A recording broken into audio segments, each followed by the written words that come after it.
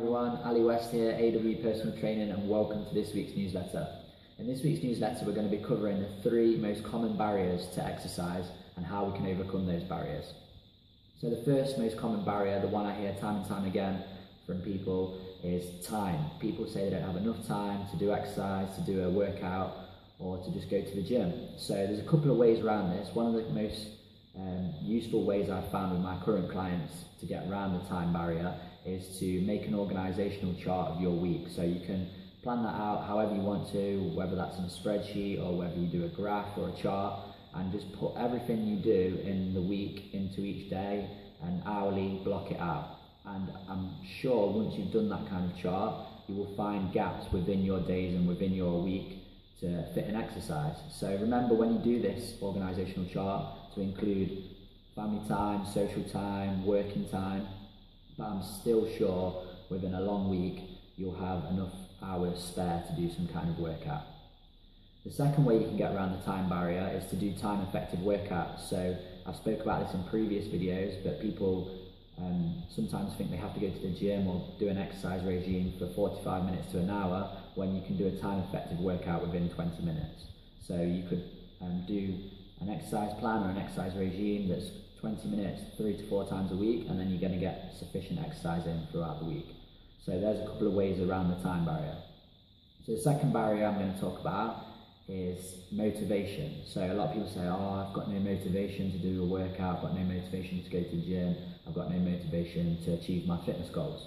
So there's a few ways around this as well, but one of the most common ways is to get an accountability buddy or get to someone that's going to hold you accountable to your exercise and to your results. So that again can be a friend or family member, or it could be someone like myself, a personal trainer or a fitness coach, that's going to get you motivated and accountable towards your results.